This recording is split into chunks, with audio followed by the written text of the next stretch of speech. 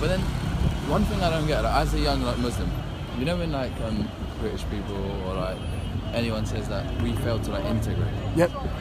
Like, what is it that we're failing to integrate into? Do you know what I mean? What is it?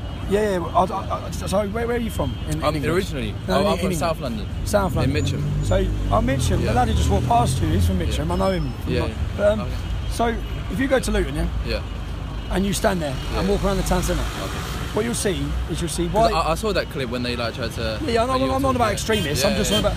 Like, forget extremes and forget terrorism. Yeah. What you'll see is you'll see white lads with black lads, all integrated together, they'll be all friends together, they'll all be chilling together. Okay. Then you'll see Muslims. Yeah. You will not see a group of Muslims walking that have a non-Muslim friend with them. Mm-hmm. You just don't see it. So you go into the school dinner hall, at every school, you'll have everyone integrated at different tables sitting together, and in the corner you'll have 5 tables full of Muslims. Okay. There's no integration. Yeah. And I'm just talking about what I see in Luton. No, that's fair enough. So when they're saying what do we want you to integrate into, integrate into society with the rest of the people. Yeah. Don't section your own community off to be completely separate. I get, like, look at Sikhs, Sikhs are very religious. Yeah. Once they get inside their house, they're very religious. Yeah. They're not out shoving it in everyone's face, telling everyone that they have to live like this, you have to do this because we believe this, we don't. I get you, I see that South. You know what I mean? There's a lot of them. They integrate and they're not pushing it on anyone. Okay. But yeah, King's College London, there's loads of radical extremists that come from there in the past. Really? Yeah. I'm not aware of that. Yeah. I'm more like, get my work done. Fair play. Fair play. But you don't, you clearly see just average lads. No, because with me, like, to be honest, I probably have more white and black friends. So I've grown around like black friends like all my life, white friends. So was you brought up in the mosque?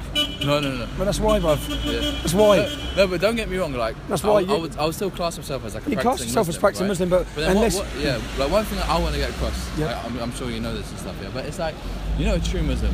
Yep.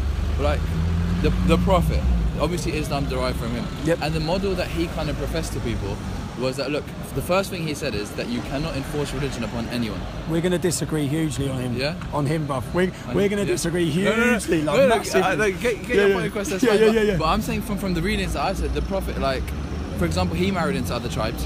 Have you read the biography of Muhammad by Ibn Ishaq? I've read a few, but I don't know. So the biography of Muhammad by Ibn Ishaq, when you read that, so the Jewish tribe surrendered. Okay. 600 of them. Yeah. This is where my problem comes, They put their hands up, they surrendered. He took all the men, he pulled their pants down.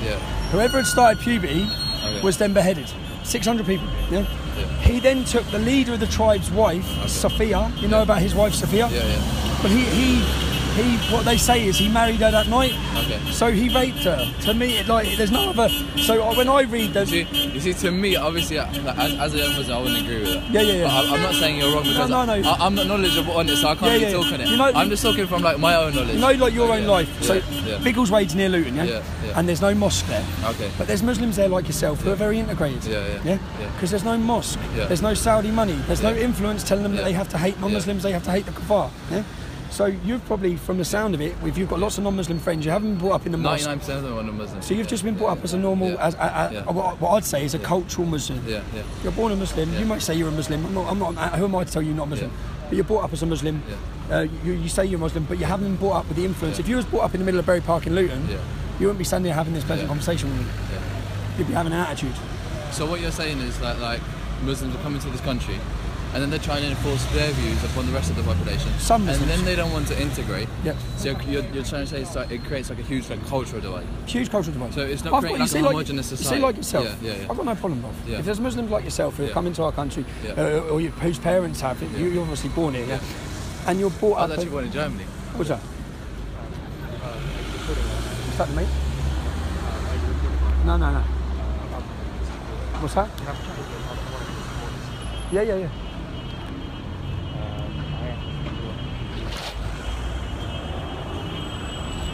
No, cool. That's... Cheers, man. I'm a close investor We're currently working on it. No, I've made a note. Yeah, I've seen it. I'm actually in charge of that group.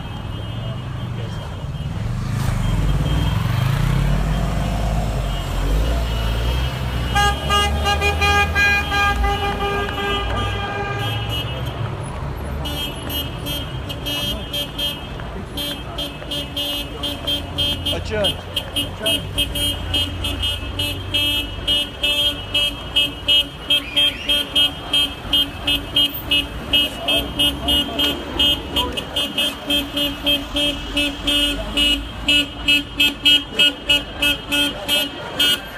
see the face behind the voice. Do that. If you enjoy that video, you put another day. Yeah, do that. So my point is, I've got no problem with all the individual players who just want to come here. The problem I think... I feel as though I represent, maybe like you see different representation, but I thought that I represented like the average Muslim. No, you don't, like, man. No, you don't. I'm practicing, but at the same time, that's separate to me being in society. Do you know what I mean? Like, I wouldn't inflict that on anyone. You've been brought up in... So what I think we need is less Islam. Yeah. Okay. Less Islam. Yeah. That doesn't mean less Muslims. That just means I'll say I don't mind. You know what I mean? Just stop throwing Islam on us. I think Islam is problematic. I think that I'd know more about Islam than you.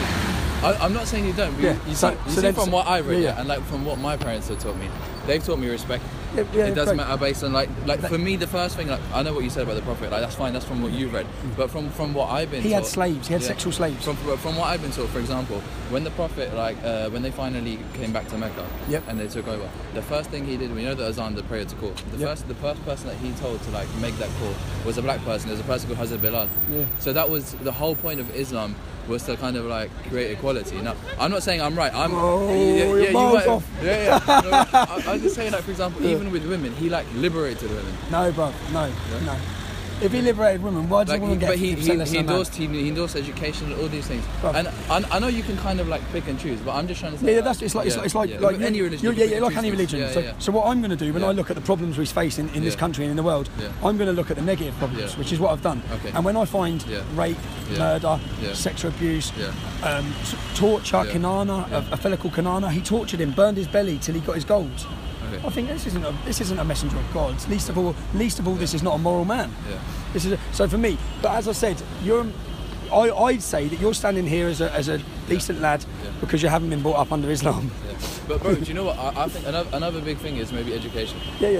Because obviously I've been lucky enough to receive good education at a good institution, and maybe that's with anyone in life. I'm not saying education makes you a good person, but it kind of opens you up. But then you I'm say sitting that in a uni where I could be sitting next to an atheist, I could be sitting next to a Jew, and the person next to me could be slagging off like Islam, they could be slagging off anything. But I sit there and I respectfully listen to them, and then I put my point across.